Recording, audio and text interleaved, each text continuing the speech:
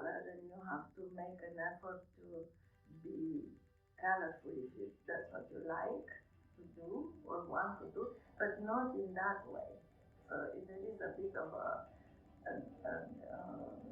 conundrum there. How do I use colors without being tacky or without looking like I'm advertising something? 2011, I fell ill. So my business previously was reading and writing, and this illness made so that I couldn't read and I couldn't write. And it turned out that one thing I could do was paint. But I hadn't really practiced for very many years. Uh, I had learned how to do it when I was young, around between maybe 10 and 14, 15 years old. And then I went into a different direction. But this illness was my chance to go back to painting. So it's been about 13 years.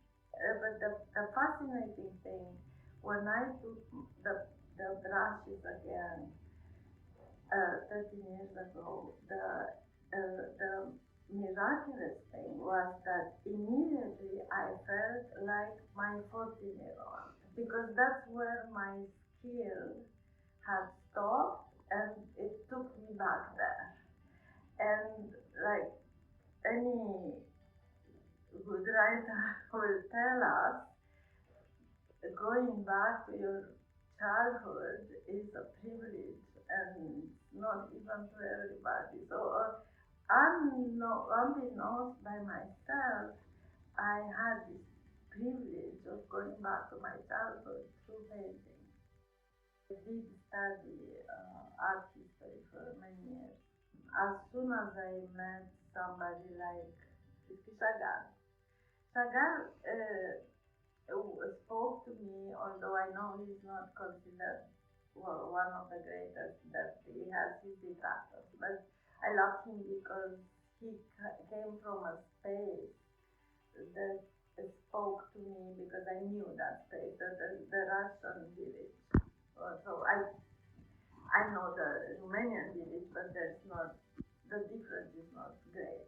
Darling has allowed me to pay attention to animals in the way in which I felt. It didn't have to be, oh, is that leg properly drawn, or he gives you the freedom to look at the animal and tell through color how much your heart is with it, right? So that's what you learn from him. The fishes who have eyes like humans, and it's formative too. Yeah. So painting took over, but I'll tell you a secret, and that is that painting is more rewarding for me than writing, although I love to write. But writing requires that you find your public, that you find actually people who want to go through your pages and put up with a long process of understanding a painting. You just show it to anybody and they will have some reaction. Although not all is perfect with painting either, because of course people most of the time don't know what goes into the painting. They would say, "Oh, that's nice," or something like that, but um, they don't have necessarily the language to tell you why it is nice or why is it that they like it. You have to be modest at the same time and say it's already something that they looked at it, right? It's a faster process, but it's also a more difficult process, if you can believe that, since writing is supposed to explain to a certain degree what's going on, while the painting asks you to understand without anybody explaining to you. Like if I show you this, you have to see that there is something unusual going on there. And you have to judge on your own what it is that's unusual and um, why is it grasping, right? Anything. And so people can just walk by and not know what's going on there. But you have to be content with just uh, acknowledging that it's something pleasant to look at and that could put a bit of a smile on the face. The truth about my coming close to animals comes later and in quite tragic conditions, which were the death of my mother. And when she died, she was alone. She died in a car accident when my father had lost consciousness. I heard that she died in such conditions. I understood that she had been utterly alone. On the highway in the woods.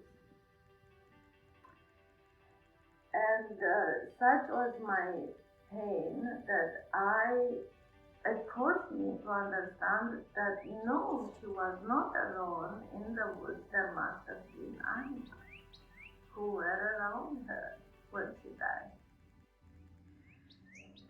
And I went with this um, a consolation for years.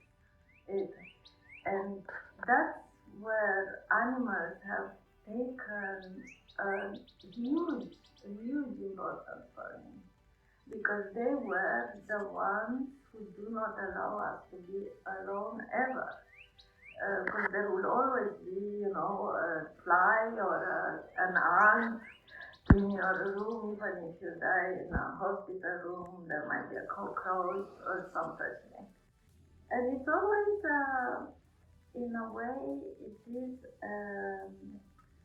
a bit of a monument, a small monument to my mother. Uh, every time I paint an animal, it has to do with her because it has to do with all this world of animals which she, through her death, has awakened for me. My work took its emphasis on animals from there, and first on my dog. And I have quite a few paintings of Rocky.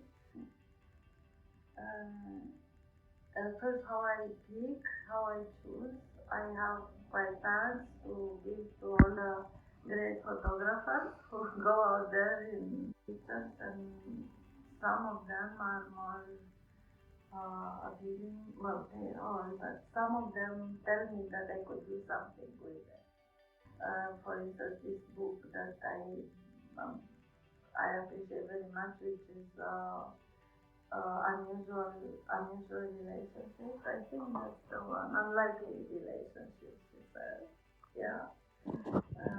My Patchouli, the dog, has chomped on it, but it's still. So this book shows how animals, when they are in their cages and they want a friend, if you put an animal of another species in there, they will immediately fall in love with each other and give each other the friendship that is so missed. So this is the topic that I've been working on lately, and I adore this example. There's the dog with an owl.